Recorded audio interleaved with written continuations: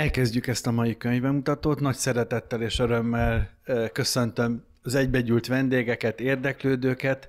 Mai könyvbemutatónk Florian Steger Asklépios című könyvéről lesz szó, és nagy örömünkre itt van a könyv szerzője, professzor Florian Steger az Unmi Egyetemtől, és Németh György egyetemi tanár, aki a könyvet fordította.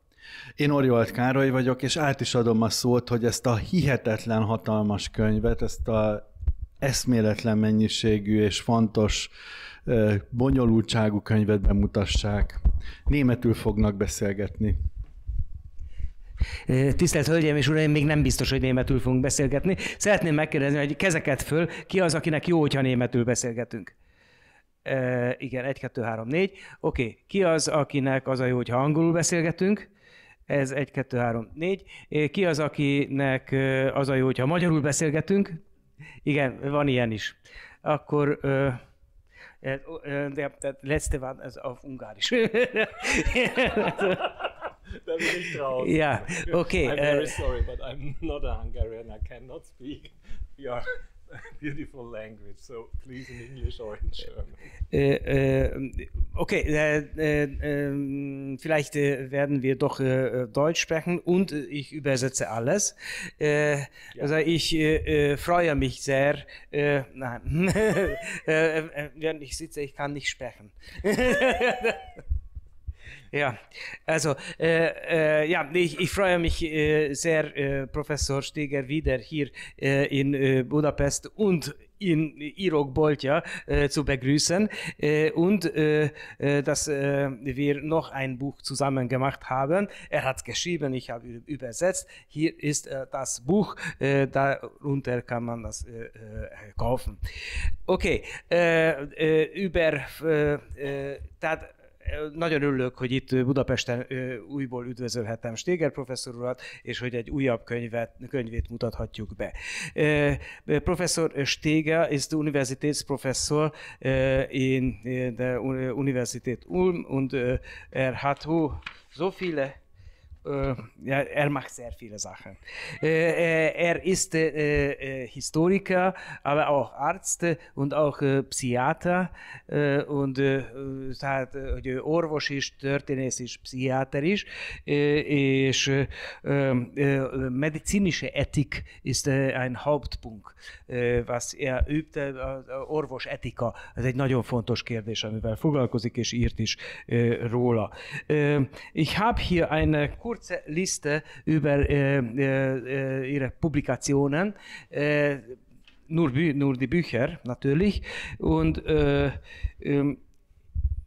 es gibt einige sehr interessante, aber in Ungarn überhaupt nicht bekannte Sachen, worüber er sogar ein Buch geschrieben hat. Van itt néhány olyan dolog, ami nagyon érdekes, de Magyarországon nem is hallottunk róla, ő viszont egy egész könyvet írt róla.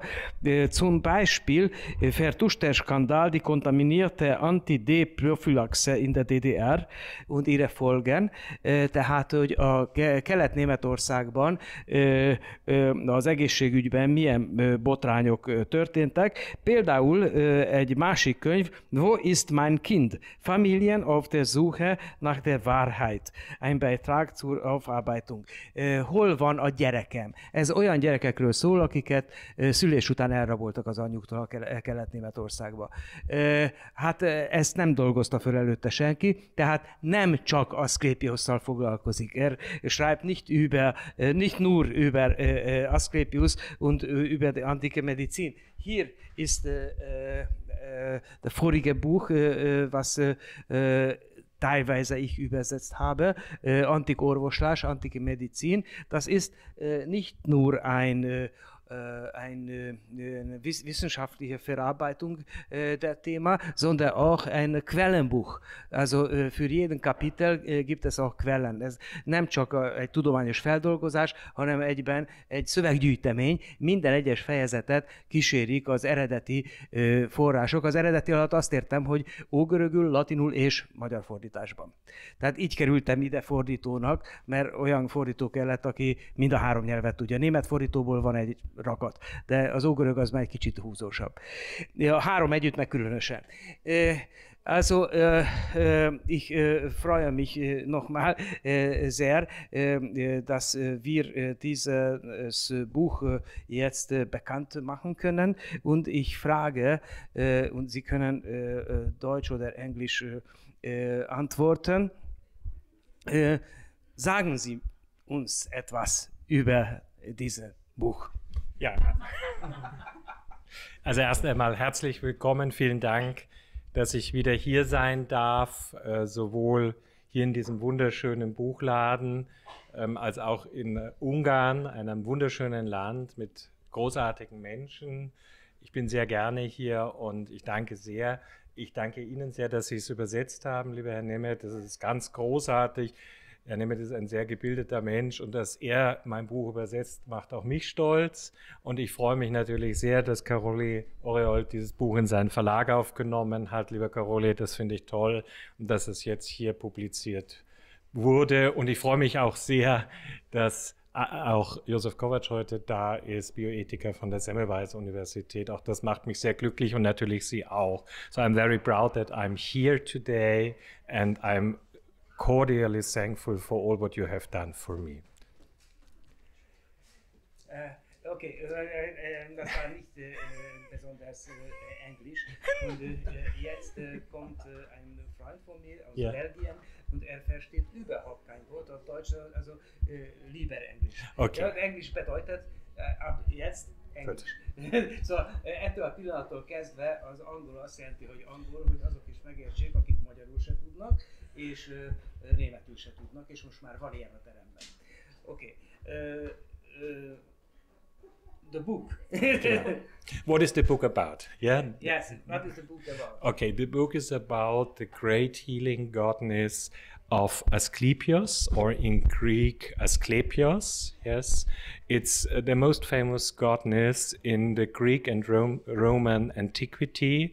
We all know him because of the snake and the symbol of the snake. And if you go to a pharmacy, for example, and ask for some pharmaceutical, then you will see this symbol, which is an icon now for medicine or for pharmacy itself. So you know it has something to do with medicine, something with pharmaceuticals, and indeed it has to do something with that, but in the early beginning of the Greek-Roman period. So we are talking about 1,000 years of ancient history. The starting point is 500 before Christ, and the last sources we can find are around about 400, 500 after Christ. So really a long durée you can write about, and the book is really about the whole period. I tried to give an insight into, first of all, what is the goddess? What do we know about the goddess? It is a healing cult, it is a goddess. What do we know from the sources about this goddess? It is a huge family. Asklépios belongs to, Apollon is his father, then there is Iaso, Panakeia, Machaon, Podalerios, all family members. We all know them because they all have to do with healing cult. And I write a little bit about the family, about the story of the goddess, and I try to write a picture. What is this goddess for? Where does this goddess come from? And what do we know especially from the sources? So I would say this is one topic I'm writing about in this book. And another one, and this is my most important focus in the book, is that in the same time there is a natural explanatory model of health, disease or illness coming up. From the pre-Socratics, so from early natural philosophy, there are the first description, what does really health mean? What do we know about some diseases? Do we know what physiology is really about? What about pathophysiology? What does diagnosis mean? Prognosis mean? What does curing mean? What does diagnosing mean? And the first writing about this topic comes up. You know all these if you're interested in history, because you know Hippocrates. Yeah. Some of you would say he is the first physician. I wouldn't agree, because nobody knows who is really Hippocrates. There are many of them. And I would say it's more like a Hippocratic school. And one of this is maybe Hippocrates. But nobody knows really who is it. And from his and his pupils come this writing, Hippocratic writing. And this Hippocratic writing is something like Handbook of Medicine in the 5th and 4th century. So we have on the one hand side a godness with his cult, and on the other hand side we have this new natural explanatory describing and explaining theory of medicine, which is written down in this Hippocratic writing. And both is on the one hand side and on the other hand side coming up in the 5th and the 4th century. And in this longue durée, it is coming closer and closer. And in the 2nd century after Christ, 3rd century after Christ, there you can see really an amalgam, so something together. And this is Asklépios medicine in these temples where people come, pray for this godness on the one hand side, healing cult, but ask the godness for on the other hand side because they are suffering from some symptoms. And the priests who are working in these temples, they give these people instructions what they have to do against their symptoms they are suffering from. They are suffering from obesity, for example. Yeah? What can I do against obesity? Or fatigue, for example. What can I do against my fatigue? Or some other things.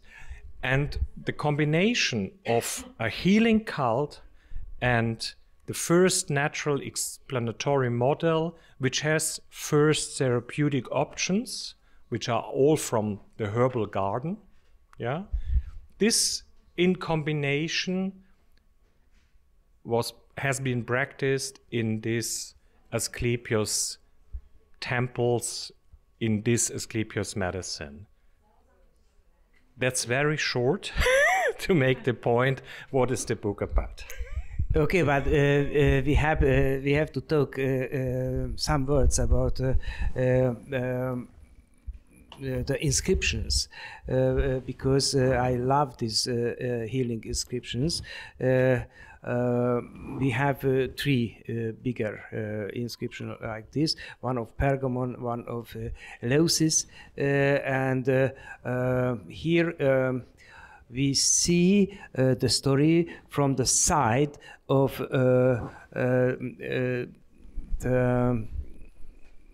not from the doctors, but from the patients.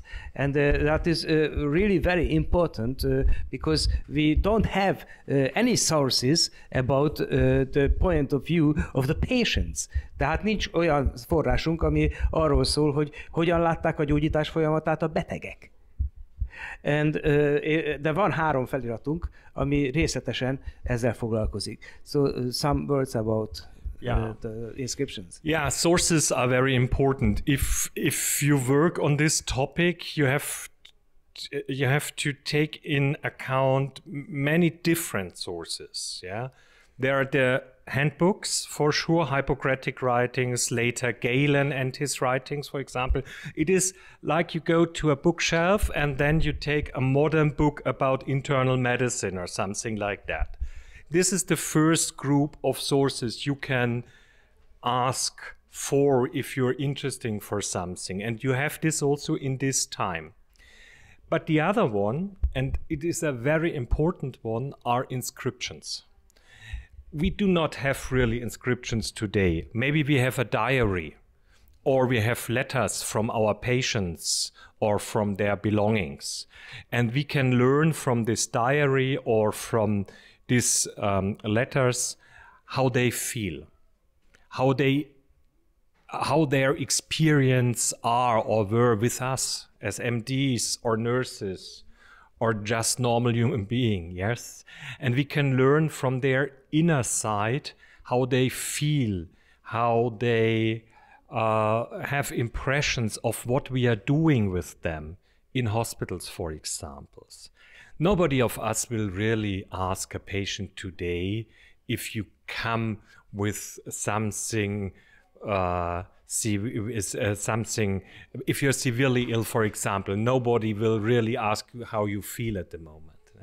They will ask you, what about your symptoms?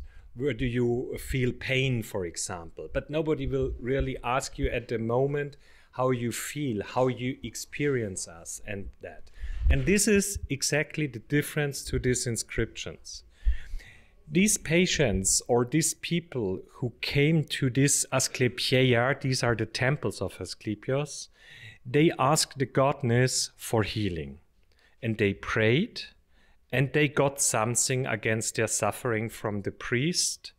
Normally, as I explained, herbal medicine or some fitness cures or something like that.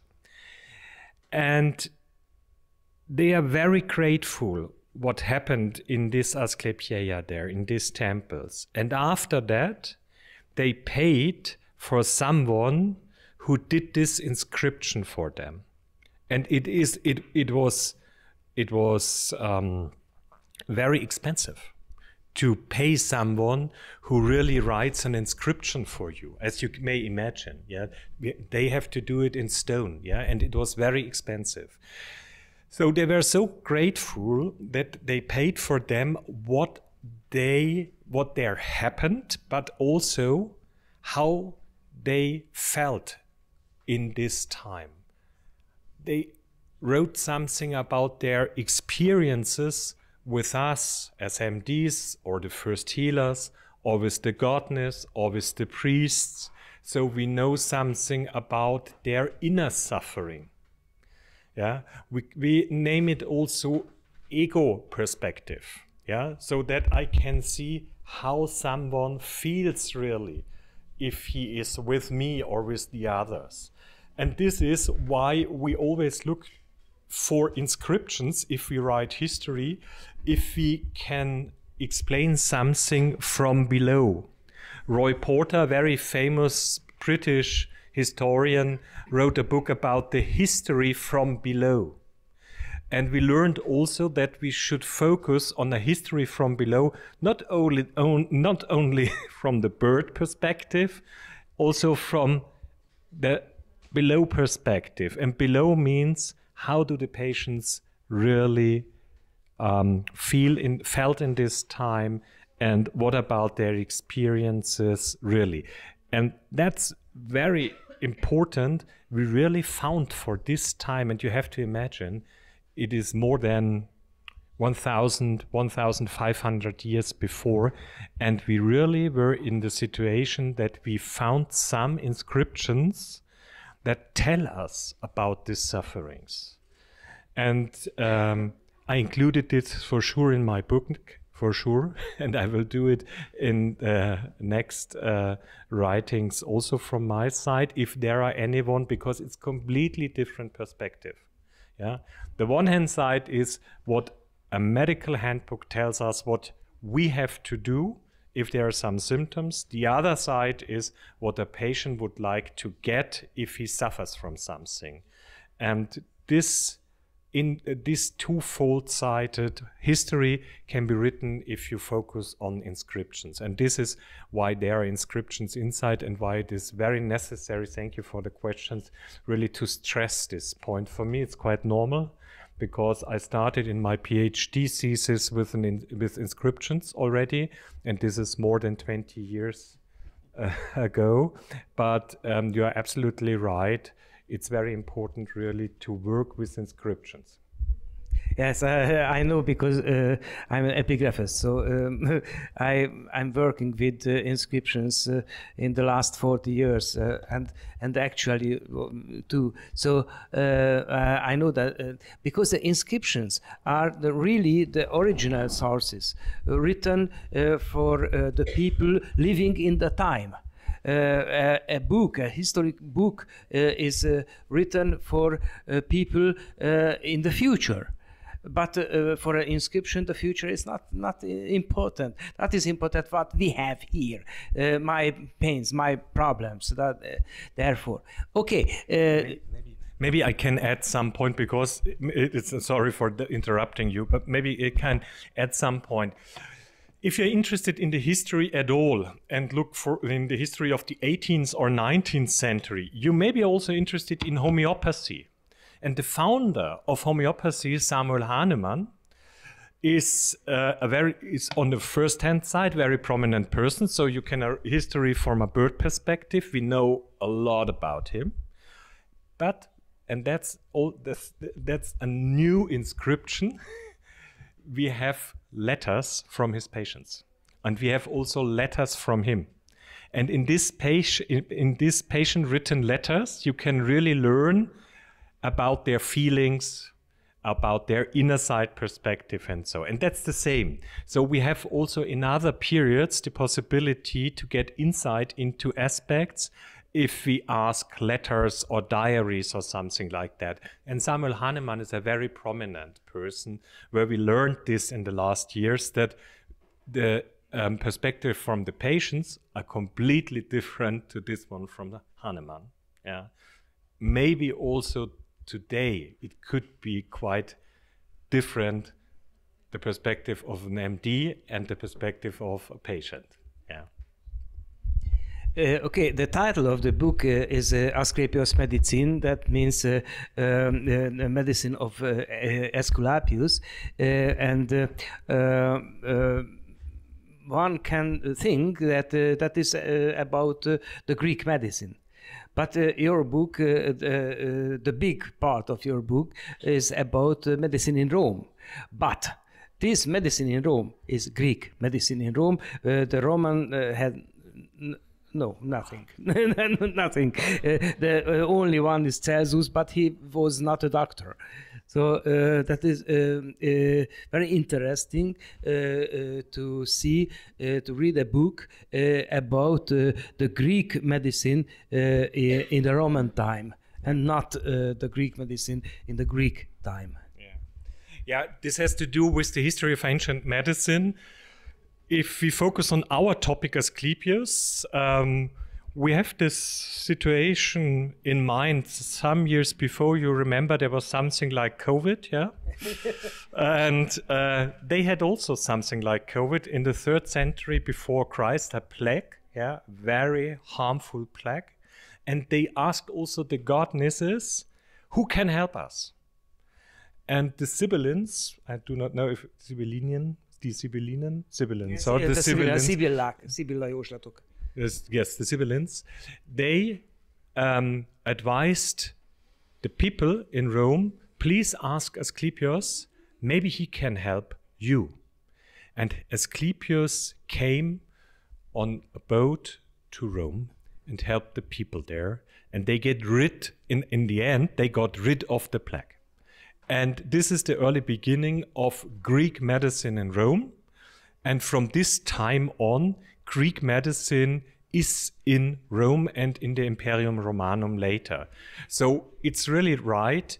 If you get deeper into the history of Roman medicine, you always have to deal with Greek sources. So you have to quite good in Greek language, really, not in Roman language. You have this Celsus or Plinius, for example, but they are natural historians. Plinius is a natural historian, for example. He is not an MD. Celsus, there is a struggle if he is an MD or not. Believe it or not, I'm not quite sure about if or if not. But you are completely right. Roman medicine is Greek medicine. All the people who are really good in the Roman period are come from Greece. Why? Especially in the Imperium Romanum, because the slaves, the Greek slaves, so the Greek who were slaves after the Romans occupied Greece, they were all medical doctors, and they were very good in Greek language. They brought also this Greek knowledge into the Roman period and in the Roman area. So all of that is full of Greek medicine. That's right. And that's the same for Asklépios. So we do not have really an own Asklépios, no? Asklépios Greek, Asklépios Roman, an own Asklépios medicine. We have Asklépios medicine, which is Greek, which is in natural a Greek medicine, but which comes later into the Roman period, we can say. Yeah. So all of that is Greek, and the explaining is as I try to describe. Okay, the book is not too long, and I guess we made a good look about the book. Has you maybe about the Christians? I can add something about the Christians. Yes. At the end, there are also the Christians, the Christianisierung der Medizin. Yeah, maybe I can add something in the end, because there is a story beyond Asklépios, and this has to do with the Christians. From the 3rd century after Christ, you know, there was the Christians who were the only allowed religion in the Roman period. So we had a monotheistic religion, the Christian religion, and all were very proud of Jesus Christ, yeah, and the one and only godness, God. But there were Asklépios, and there was also temples of Asklépios all around Greek, Roman, France, UK, Northern Africa. There were all Asklépios temples. And what did they with these Asklépios temples? They didn't destroy them. They used them for their own purposes. So what they did, in fact, if you go to Kos, for example, and you see the old archaeological material, there on the top you will see a Christian altar, yeah, where they prayed Jesus Christ and the one and only God. So we have an epiclesis, yes, from Asklépios to Jesus Christ, and we know this also from, gets a little bit difficult maybe, from Asklépios Soter to Christus Medicus. Asklépios as a physician, as a medicus, and then this transfer in Christianity to Jesus as a physician, as a medicus, yeah?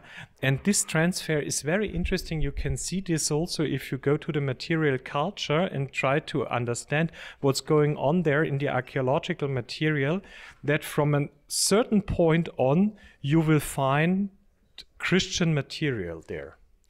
And it was a long time ago, as the former scientists tried to explain what has happened here. And now we understood this is the story what happened there really, that there was not a destroying, they didn't destroy these Asklépios temples, they used them for their own purposes, yes? And now it is Jesus who is the healer, and now there are Christians who ask Jesus Christ and the one and only God for healing.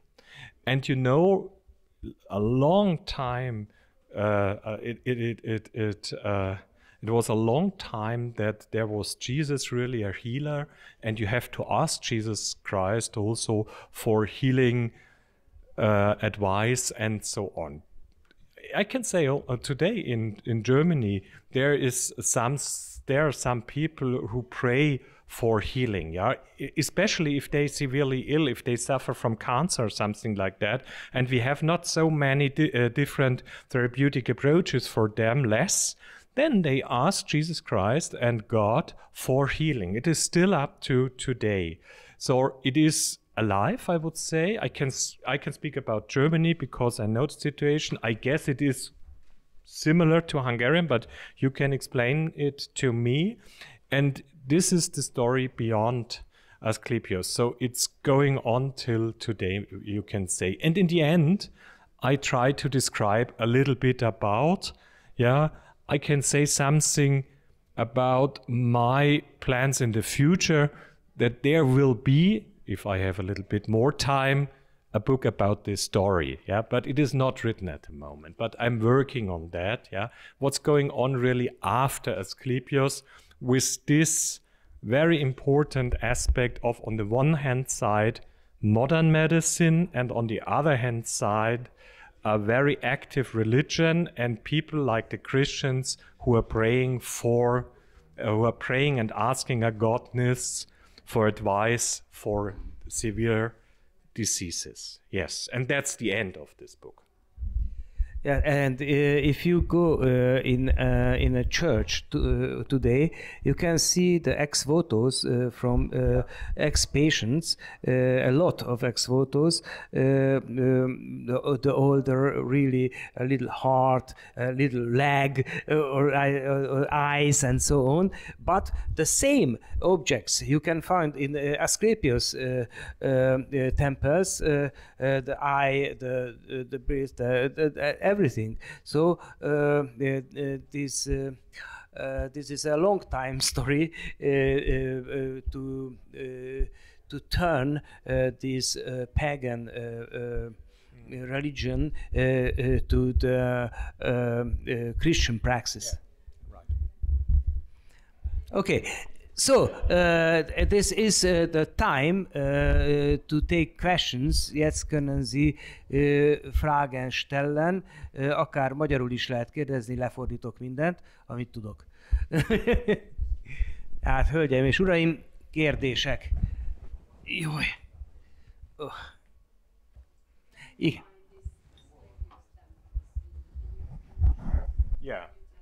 Yeah, if you go to Rome, for example, would you like to translate the question in Hungarian? Ja, hogy valaki nem értette, hogy hol vannak ilyen Asklépios templomok. Yeah, so yes, if you go to Rome, for example, and go to the famous Tiber Island, then there is a Asklépios temple. And you will find him, and you will see also Asklépios there in the wallet on the side, and you will see also the snake. Later there was a hospital, a Christian hospital. Yeah, today there's beautiful surrounding also, but this is, for example, one Asklépios former temple. And I picked this because this is also a very prominent one, because this was in the history Asklépios temple for the poor one. The other one are more for the middle class or the upper class, because as I explained before, they paid for inscription, and as they were very expensive, these inscriptions, we know that these people are from middle or upper class, but not this one from the Roman island. The Roman island, we know that there were brought older slaves to have the rest of their life there. Or in Greece, for example, you can go to Epidaurus, you can go to Kos, you can go to Pergamon, for example. Yeah, you can go to Ascalon, for example. You can go to France. You will find some in France. You will find some in Spain. You will find some in Northern Africa. You will find remains of that also in UK. And if you go to my book, then you will find there a map where all these temples are. But I would recommend, if you're interested in some very beautiful one, then go to Greece. Kos is beautiful, Asklepios, Pergamon, and Epidaurus, but also the one in Rome is a very good one, and there you can really see how this Asklepios medicine worked. Yeah. Okay, other question, andere Fragen, más? I would like, thank you very much. Santayana says that those who cannot remember the past are condemned to repeat it. So it's very important to remember some things, not to commit the same mistakes again. And what is your opinion? What are those things which we must remember from this ancient medicine, and to avoid some mistakes which we are prone to commit? Thank you very much for a very important question. Would you like also to translate this question into Hungarian? Igen, tehát hogy a kérdés az volt, hogy nem jó elkövetni ugyanazokat a hibákat, amiket már elkövettünk, tehát hogy mit lehet tenni ezzel ellen, hogy ne kövessük el ugyanazokat. So, thank you. It's a really very important question. As I try to explain, this medicine was alive a long time period, 1,000 years. And there were, I guess, thousands of patients who were very lucky with this medicine.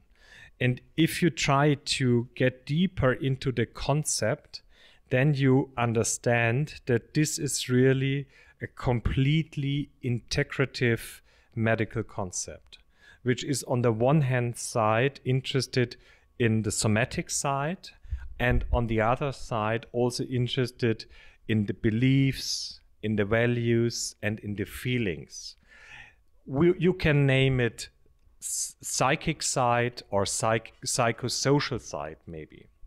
And what this Asklépios is, it is an integrative model of somatic suffering and psychosocial feelings and experiences. And they combined that in an integrative way. They offered more than only natural explanatory models. There was a place also for metaphysical understanding or for non-understanding, for religion, really. So I would say, if we describe medicine today, very modern, very good medicine, there's always this understanding that we can all describe and all explain what people are suffering from. But that's not the truth. There's always something we cannot explain. And at the moment, in modern medical concepts, we do not offer our patient some own explaining, some own understanding what's going on in me. And there was a place in this Asklépios medicine. So the patients, they had there a place for an own understanding, for an own explaining what's going in me, especially in the discussion with this godness. They asked the godness this, and in the temple there was a place where they got some explanations from the priest, and they could ask the priest, and also in their dreamings they got some explanations what is going on. And we do not have this now in medicine, and I think we lost this. So what I plea for, and that's not in the book, this is more an ethical point of view, what I plea for, that we should leave the patient some own room for their understanding of what's going on in them. We do this sometimes in psychotherapy, for sure. But if a patient, for example, suffers from cancer, we offer natural explanatory models, and we suffer therapeutics, and so on. But this own place, we do not suffer, really. And this, I would say, this got lost in the history, and we can learn from Asklépios medicine that we should integrate it again in our medical concepts. And then we would get richer and richer. A végét azért most lefordítom, hogy nagyon fontosnak tartja azt az Asklépios gyógyászatban, hogy ha a beteg bement a szentélybe, akkor egy saját szobát kapott, és ott magára maradt az Istennel, aki az álmában vagy megjelent, vagy nem. A történetek szerint természetesen megjelent. De hogy ma ez a kórházakban nem számít gyakorlatnak, legfeljebb a pszichoterápiában mondja néha, de hogy jó lenne, hogyha például van egy rákos beteg, akinek rettetes problémái vannak, hiszen ez lelkileg is megviseli, hogyha lenne egy ilyen lehetőség, ahol hát tulajdonképpen úgy, mint hogyha egy kolostorban lenne, hogy magába vonulva tudná rendezni a dolgait, hogy ezt eltanulhatnánk az Asklépios gyógyászatból a modern orvostudományba. Egyetértesz, professzor? Igen, tökéletes. Ja, einverstanden. Oké, további kérdés. Nyitottak vagyunk. Igen, Krász Lila tanár. Ja.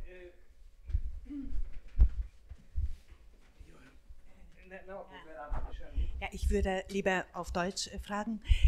Also, wie Sie auch erwähnt haben, es gab im damaligen Zeit und später auch sehr viele von diesen Asklepios-Tempel. Und gab es eine Wissenszirkulation und einen Wissenstransfer zwischen diesen Tempeln? Und wenn ja, ich nehme an, dass es ja ist, dann wie funktionierte das? Fordítom, tehát, hogy sok ilyen Asklépios szentély volt, és vajon megosztották-e egymás közt az információkat, tehát volt-e valamilyen körforgása azoknak a tudásoknak, amiket megszereztek? I would say, in a general perspective, I would guess there was a transfer of knowledge, for sure, why not? And as I know from the sources, they treated the patient in a quite similar way. Yeah, in this dietetic model, they know from the modern handbooks, herbal medicine, some sports, some inner clearing, some religious tasks also. And this therapeutic advice is quite similar in the different Asklepios temples. So from a general perspective, I would agree that there was a transfer of knowledge between the Asklepia. But as a historian, I will have always to ask my sources if we know, if we have there some knowledge from the sources really, from the original sources, that they discussed, for example, difficult patients in a Zoom conference, if they discussed it, if they discussed the new herbs and their potentials in a meeting in Kos, or if they shared knowledge of new healing cults in Pergamon or something like that, yeah. And as far as I know, there's no source about that. So we do not have any descriptions of a herbal festival, of transfer of knowledge festival, as we do it at the now, for sure. We come together and then we share our knowledge. We come to a conference, share our knowledge. After that, we have conference dinner and so. And I would again say, from a general perspective, I guess, yes, they did it, for sure. And maybe the priest who worked in this Asklepia, they were also trained in a similar way. I would guess it is, in fact, truth. But I do not have an argument from a historical source. Maybe we will find something in the near future, because there's always coming up something new inscriptions are coming up, yeah, from archaeological work. Now we have this new papyri from Herculaneum. Nobody knows what's in this papyri, yeah. Maybe there's also something about Asklepia, yeah.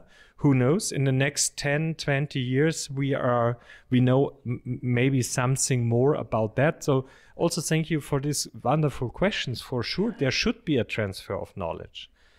But in a strict sense, I cannot give you really an answer. All was very speculative. Okay, in the Christian time, it was normal that a monk wandered to other community, like in the name of Rose, Rózsa neve. So we see this communication between monks, but in the Asklépios, that is not so, because we have the information about the medicine. The doctor must give informations, all the knowledge to his son, or maybe to his professor's son, if the professor is no more living. But don't tell it to other people. So that was because that was money. I have the information. I can make money from this, and I don't give it to you. Use it. Use it. No. That is really a struggle for life. That's right. So if we go to the Middle Ages, I would say, then we can give you an answer to that, because they collected the knowledge in their monasteries, and they came together in the monasteries, shared their knowledge, and gave it then to the next monastery. And we have also writings about that. Yeah. So we know about about healing in the Middle Ages a lot from the monasteries, because they wrote it down for us. But it is the knowledge sources we have in antiquity are not so huge, as you know. Yeah, they are smaller. These are pieces of knowledge we have, and you have to puzzle this together. And from this side, we do not have really a good answer. It's a very good question, but we cannot really answer this in that way. We can only think about it. Okay, other question, andere Frage? One more. When you did research for this book, is there anything which really surprised you, which was not presumed, and you found something which is shocking or interesting? Volt-e valami a kutatás közben, ami meglepte? Yeah, I started my research work with Asklépios in 1998. So more than 25 years before, as I was in the end of my study time of Greek philology in Munich. And we went to all these sites in an excursion with my professor. And I was very fascinated by this topic. And I started also reading old literature about it. And about Asklépios and healing, there's really written a lot about.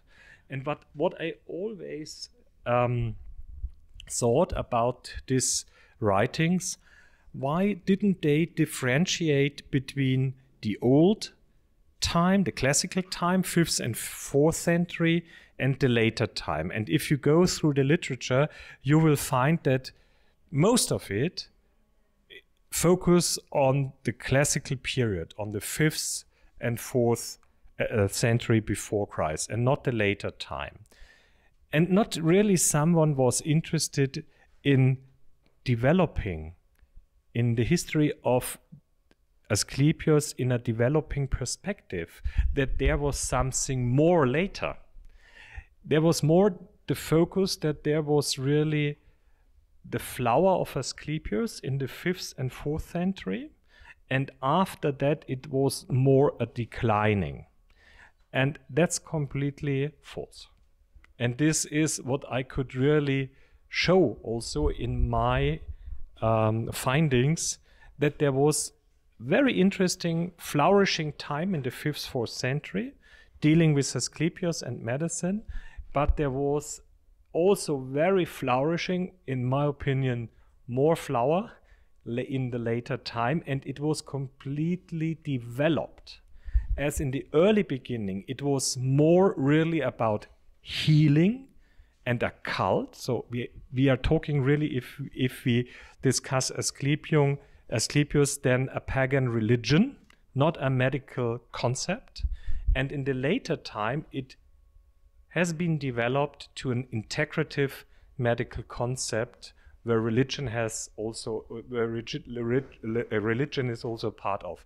And I would say this was my most interesting finding, really, that you can show this by its sources, but nobody was interested in these later sources. They all were focused on the early sources, and this has to do with the history of classical philology and also ancient history. They are always, if they deal with this religious topic, more on the early beginning of this period. And I would say this was very surprising for me, that nobody before me really described it in that way. Because in my opinion, it is very clear that there's a developing process.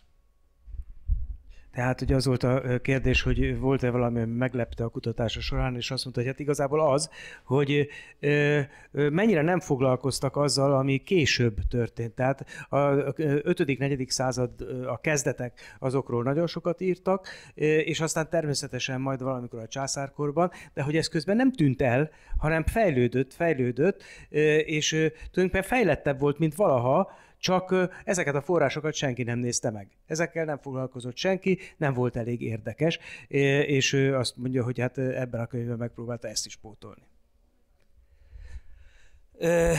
Some other question? Yeah, I can hear you, but I think it's better to use the micro. One more time. Thank you. How can you relate this historical perspective to current medical ethics? You mentioned that. What can we learn from these ancient medical practices about, say, the doctor-patient relationship, trust you mentioned in the book, or, say, the role of technology or the solidarity between the physicians or anything like that? Yeah. So my daily topic is really doing and practicing medical ethics. So I'm very aware of the situation in a university hospital. I'm working at a university hospital, and yesterday I was at an intensive care unit, and I have to advise my colleagues also in a very hard case, yes? So I'm very aware of the situation today, and if I compare it, if it is possible at all to compare historical aspects to today, I would say what we can learn from history at all, but especially from ancient history, modesty would be very good. Yeah, modesty. We know a lot, but not really much. I guess in 100 years they will laughing about us. Yeah, what we know today. And we all know from the COVID, we didn't understand what has really happened in these 2 or 3 years. Yeah, so we will really learn what has happened maybe in 100 years or something like that. So modesty would be very good, and you can learn it really from them, because they are modest. Yeah, if they are very clear what they are doing. For example, the ancient medical doctor is always aware of the prognosis. So if he or she, they are also medical healers, and we know them also. If she is aware of a really hard situation and she says, oh, this will have a bad prognosis, they will be very defensive what they are doing in the next steps. So you can also learn that from them. Yeah. So maybe a little bit more defensive if we have really hard situations. It's completely different today. If I go to my university hospital, and I guess here's the situation quite similar. If I have a really hard situation by a patient, my colleagues will do all what they can do. They will fire really all of their knowledge to this patient, hopefully in a very good way. But I guess sometimes in a very harmful way. Yesterday, I saw a patient like that who was really harmed by my colleagues in the last weeks.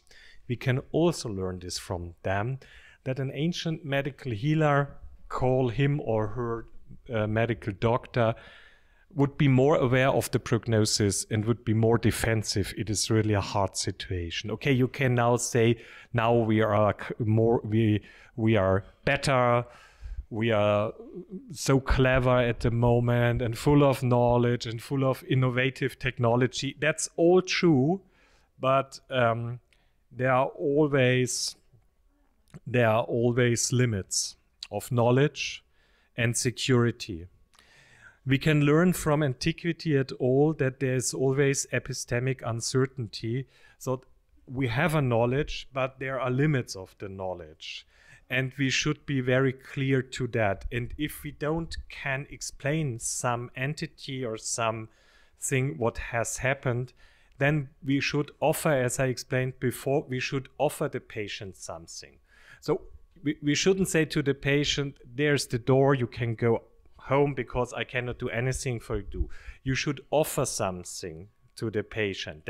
There's something you can discuss this with some psychotherapist, some psychologist, for me also some priest, yeah, if it is helpful, yeah.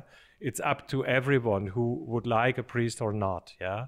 So you can also ask him for that, and you can also learn this from antiquity. Maybe a last point, I would say you can also learn this especially because we know a lot about where a temple of Asklépios should be situated and what should be around this temple, what should be inside this temple. We know this all from the sources. So what we can learn more about, how should a hospital today look from outside and from inside, and how should be the surrounding. For example, there should be a good air situation. There should be a good eating. There should be a well-being situation from the colors, from the room, from the house at all. We know all this from this Asklepieia, and they strengthened it. It is very important for them. If you build a new Asklepieian, you have to bear in mind that there are all these aspects. We can also learn this from them. Then if I go to my university hospital, it's not so beautiful there from outside and from inside, yes. And we can learn more from that. Some years before, some architects invited me to tell more about this. Yeah, how has an Asklepieion been built up? What have you to think about? Where should be situated, and so on. And we had a very nice discussion about what they think a hospital today should look like, yes, and what they would like to build, but what they cannot build because of money sometimes, or because of regulations. It's also about regulations. So these are only some minor points. Very good questions. Thank you for that. Okay, thank you. Some other question, andere Fragen, más kérdések merülnek-e fel? Mert ha nem, akkor itt az idő lezárni ezt a beszélgetést, és átadni a szerzőt a sajtó képviselőjének, aki már alig várja, hogy beszélgethessen vele, és hát természetesen bárki más is, és aki dedikáltatni szeretne könyvet, az is megteheti. You can... sign. Yeah, sign the books. Yes. You like it. Yes. Okay. So, akkor köszönöm szépen, hogy eljöttek, és aki úgy érzi, hogy a programnak vége, nyugodtan elmehet, aki pedig még beszélgetni szeretne a szerzővel, akkor maradjon itt velünk még néhány percig. Köszönöm szépen. Dankeschön.